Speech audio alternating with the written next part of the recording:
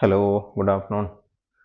നമ്മുടെ സെക്ഷൻ 5.8 5.9 ശേഷം entirely different ആയിട്ടുള്ള പുതിയ section 6.1 and the heading is area between two curves.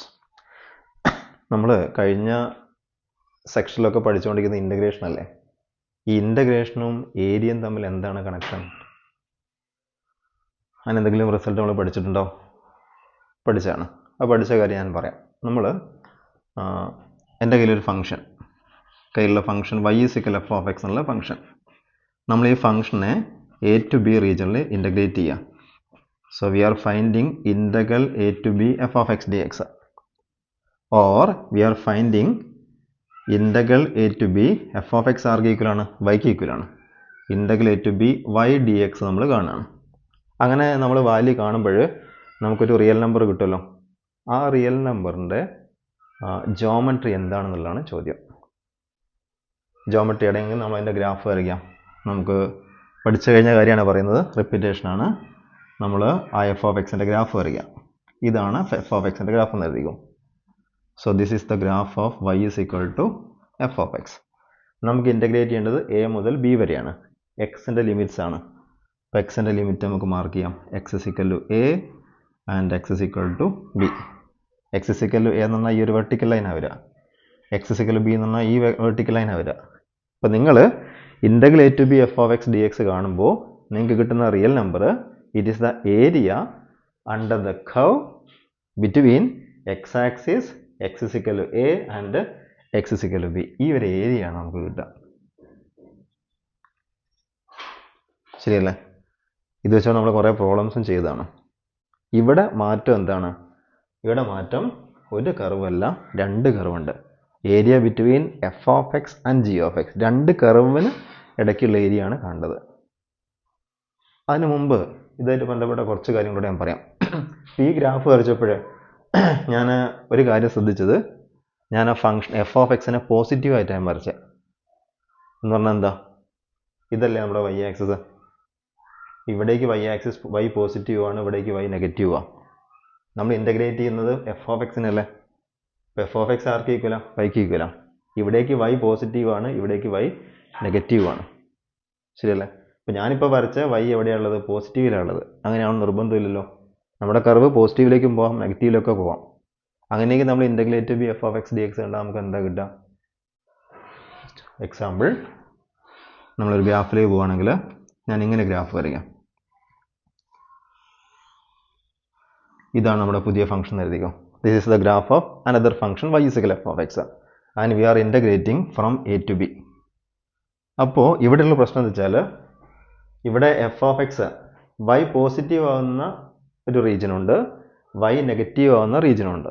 അപ്പോൾ നിങ്ങൾ integral a to b f(x) dx കാണുമ്പം നമുക്ക് കിട്ടുന്ന വാല്യൂ എന്തായിരിക്കും? കിട്ടുന്ന വാല്യൂ ഇതിൻ്റെ നെറ്റ് ഏരിയ ആയിരിക്കും. എന്ന് പറഞ്ഞാൽ പോസിറ്റീവും നെഗറ്റീവും കൂടെ ആഡ് ചെയ്തതിന് ശേഷമുള്ള നെറ്റ് വാല്യൂ ആണ് നമുക്ക് കിട്ടുക.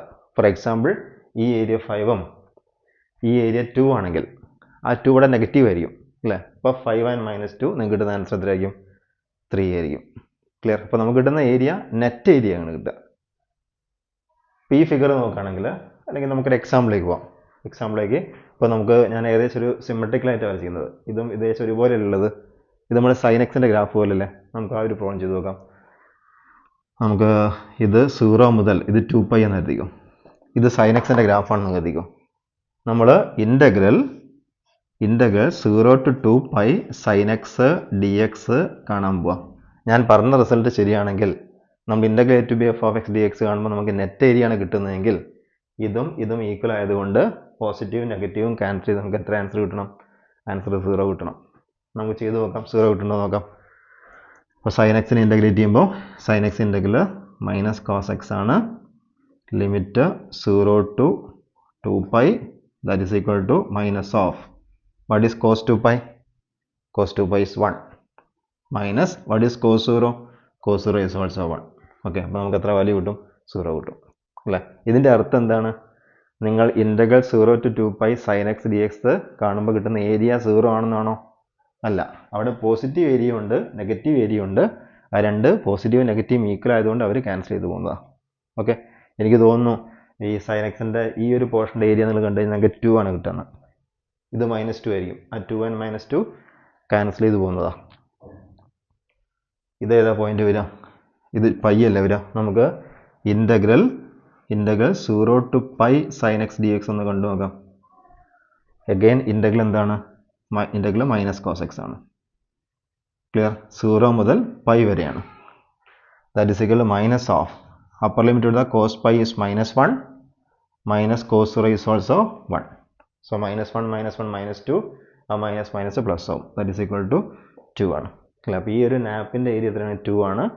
ഇത് -2 ആയിരിക്കും. അവർ ക്യാൻസൽ ചെയ്തിട്ടാണ് നമുക്ക് എത്ര ആൻസർ കിട്ടുന്നത്? 0 കിട്ടുന്നത്. Anyway, while finding integral a to b f of x dx, you will get the area between f of x and the x-axis okay അല്ലേ? You will get the net area. Okay, ഇനി നമുക്ക് നമ്മുടെ ഈ സെക്ഷനിൽ നമുക്ക് നോക്കിയാൽ നമുക്ക് area between 2 കർവ്സാണ്. 2 curve ഉണ്ട്. അത് നമുക്കൊരു എക്സാമ്പിളോടെ പറയാം. 2 കർവ് ഞാൻ ഗ്രാഫ് വരയ്ക്കുകയാണെങ്കിൽ 0 ദിസ് ഈസ് 1. ഞാൻ സൈൻ എക്സിൻ്റെ ഗ്രാഫ് എടുക്കാം. സൈൻ എക്സിൻ്റെ ഗ്രാഫ് 0 മുതൽ π/2 വരെ എടുക്കുന്നുള്ളൂ കേട്ടോ. 0 to π/2. അപ്പോൾ 0 മുതൽ π/2 വരെയുള്ള സൈൻ എക്സിൻ്റെ ഗ്രാഫ് 0 മുതൽ π/2 വരെയുള്ള സൈൻ എക്സിൻ്റെ ഗ്രാഫ് ഇങ്ങനെയാണ് എഴുതിക്കും. ഇനി കോസിൻ്റെ ഗ്രാഫ് വരയ്ക്കാൻ പോവാം. ഇത് y is equal to sin x ആണ്. ഇനി കോസ് എക്സിൻ്റെ ഗ്രാഫ് വരയ്ക്കാൻ പോവാം. കോസ് 0 1 അല്ലേ? അപ്പോൾ 1 സ്റ്റാർട്ട് ചെയ്യും. 1 സ്റ്റാർട്ട് ചെയ്തു, π/2 എത്തുമ്പോഴേക്കും അത് 0 ആവണം. ഇങ്ങനെ വരും കോസ് എക്സ്. ഇത് y is equal to cos x ആണ്. ഇത് ഏതാ പോയിന്റ് വരിക? ഈ ഒരു പോയിന്റ് π/4 ആയിരിക്കും, 45 ആയിരിക്കും. സൈൻ എക്സും കോസ് എക്സും ഈക്വൽ ആവുന്ന പോയിന്റ് അല്ലേ? എനിക്ക് കിട്ടേണ്ടത് ഈ ഒരു ഏരിയ ആണ്. എനിക്ക് കിട്ടേണ്ടത് ഇത്രയും ഏരിയ കിട്ടണം. ക്ലിയർ? അത്ര ഏരിയ കിട്ടണമെങ്കിൽ എക്സ് വാല്യൂ ചെയ്യുന്നത് 0 മുതൽ π/4 വരെയുള്ളൂ എന്ന് ആദ്യം നോട്ട് ചെയ്യാം. ഇനി നോക്കൂ, ഞാൻ ഇൻ്റഗ്രൽ 0 to π/4 മുകളിലുള്ള ഗ്രാഫ് എടുത്തു. ഈ മുകളിലെ ഗ്രാഫ് ഏതാണ്? മുകളിലെ ഗ്രാഫ് കോസ് എക്സ് ആണ്. ഞാൻ integral 0 to π/4 cos x d x കണ്ടു. അപ്പോൾ എനിക്ക് ഏത് ഏരിയ കിട്ടുക? ഇൻ്റഗ്രൽ 0 to π/4 കോസ് എക്സ്, ഇതല്ലേ കോസ് എക്സിൻ്റെ ഗ്രാഫ്. അപ്പോൾ ഈ കോസ് എക്സിൻ്റെ ഗ്രാഫ് മുതൽ എക്സ് ആക്സ് വരെയുള്ള 3 ഏരിയ കിട്ടും. ശരിയല്ലേ? ഇനി എനിക്ക് ഈ ഷെയ്ഡഡ് ഏരിയ കിട്ടണമെങ്കിൽ നേരത്തെ കണ്ട ഇത്രയും ഏരിയയിൽ നിന്ന് ഈ ഏരിയ സബ്ട്രാക്ട് ചെയ്താൽ പോരെ. ഈ ഏരിയ ഏത് ഗ്രാഫിൻ്റെ താഴേക്കുള്ള ഏരിയ ആണ്? ഇതല്ലേ ഗ്രാഫ്. ഇതേതാ ഗ്രാഫ്? സൈൻ എക്സ് ആണ്.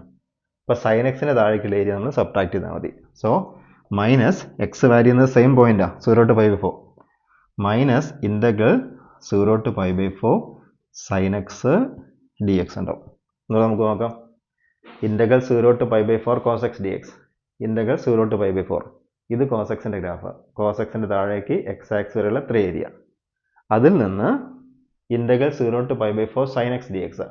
ഇത് സൈൻ എക്സിൻ്റെ ഗ്രാഫ്. ഈ സൈൻ എക്സിൻ്റെ താഴേക്കുള്ള ഏരിയ സബ്ട്രാക്ട് ചെയ്യുമ്പോൾ നമുക്ക് ഈ ഷെയ്ഡഡ് ഏരിയ കിട്ടും. ക്ലിയർ? ഇനി ഇതേ കാര്യമാണ് നമ്മൾ ഇനി നോക്കൂ. ഇവിടേക്ക് നമ്മൾ കിടക്കുകയാണെങ്കിൽ, ഈ റീജിയനിലേക്ക് കിടക്കുകയാണെങ്കിൽ മുകളിലുള്ള ഫംഗ്ഷൻ ആരായിട്ട് മാറി? സൈൻ എക്സ് ആയിട്ട് മാറി. താഴേക്ക് കോസ് എക്സും മാറി.